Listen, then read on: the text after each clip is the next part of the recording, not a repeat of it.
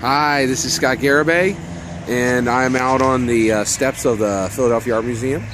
Today I'm going to talk more about the Dungeons & Dragons 5th Edition Player's Handbook and just what lessons we learned from that massively important book. So I think additionally what we learned was two things we're going to talk about today.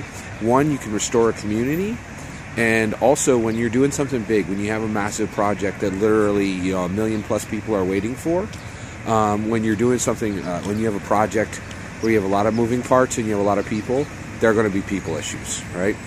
So one, let's talk about restoring the community. So, shockingly, D&D 5th edition, we're on the other side of it for about 5 or 6 months at least now, and it has restored the community, which is pretty amazing. 4th edition split the D&D community in half, without a doubt. And 5th edition embraced this, one of the things they did a play test right out of the gate.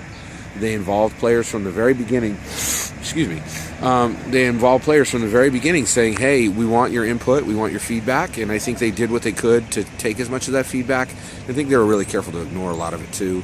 There were so many voices, that were going on. But it was successful, and so we're on the other side of it. And sorry, I just finished riding my bike.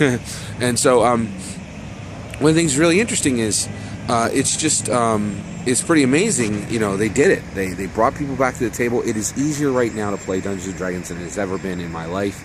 People are coming to the table easy. I have a game right now that I'm running with 9 people. It had 9 people at the table. I happily lost 2 of them, and we have 7 people at the table. I put a Facebook invite up, and literally within minutes, I have 5-6 returns, and by the next day, within 24 hours, I have 100%. I'm going to be there, and then we have 100% attendance at the table, which is crazy, and this has been going on for 5 or 6 sessions now, and so it's amazing what Mike Mearls and his team that he put together did. So let's talk about his team, right? I think the biggest mystery surrounding 5th edition is what happened between Mike Mearls and Monty Cook, right? So Dungeons & Dragons is small. It's a niche community, but there's well over 1 million fans easily. And if you count D&D, if you count video games fans as D&D fans, which tangentially they are, you're talking mega millions, right? So basically, Monty Cook walked away from the table and said, I'm not building 5th edition after working on it for about 2 months. And this is the biggest mystery in role-playing games right now, maybe in all the years of role-playing games. What happened, and I would really like to know. And I think eventually somebody's going to talk, right? And I cannot wait for that day. It's like I'm waiting for our tabletop role-playing game Sherlock to solve this mystery, right?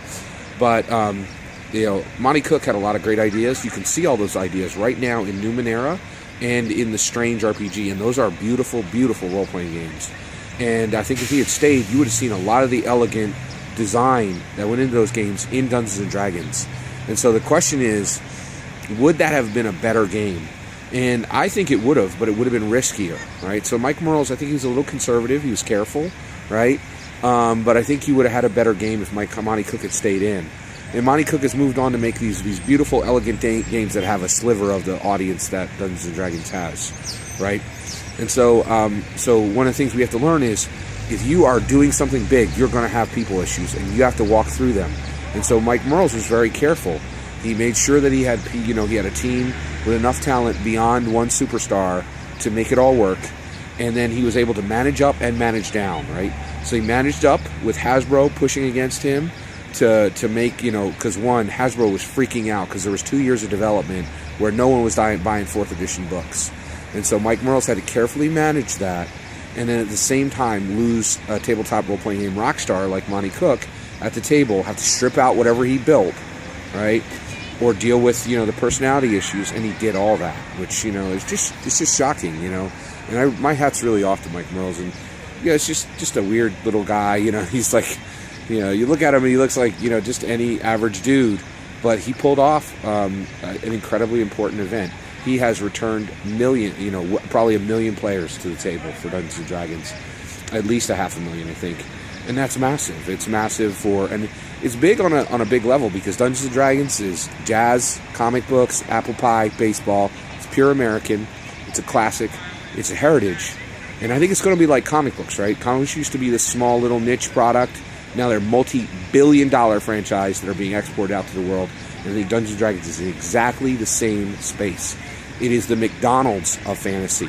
And it has done something that Tolkien didn't do. And it has done something that J.K. Rowling didn't do. And it serves as a mega platform. And I think it's going to bear a lot of weight in the future. And it's going to continue to grow, right? And it's just like comic books, where these special little print books are holding the magic. They are the goose that laid the golden egg. So my hat's off to Mike Mearls.